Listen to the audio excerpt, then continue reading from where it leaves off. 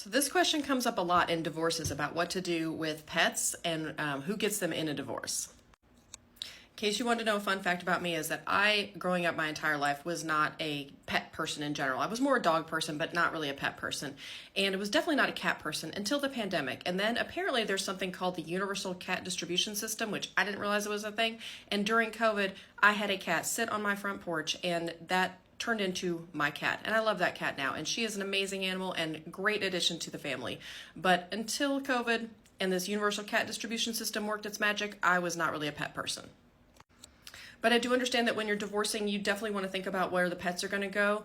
In the state of Tennessee, where I practice, pets are viewed as property. So the way that the court will look at it is, did somebody own the pet prior to the marriage? And so they'll look at that and take that into consideration.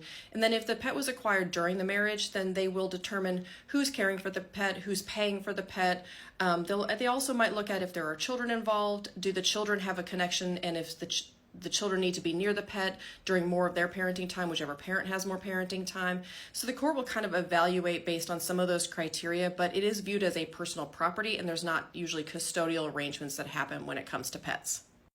That is not to say that I have not seen my share of pet agreements and plans, parenting plans for pets. So it depends on your jurisdiction, it depends on your judge, and it depends on the person that you're divorcing, because there may be a situation in which you guys can arrange to have a pet go back and forth, and that works for you. And sometimes it may not work for you, and you may have to have one person retain the pet and one person not.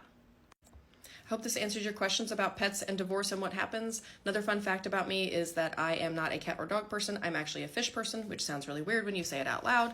But I have at least 4 fish tanks in my home and office, and don't tell my husband, but I'm thinking about getting a 5th one, so that may be on the horizon. Follow me for more information on family, child custody law, and random freshwater fish facts.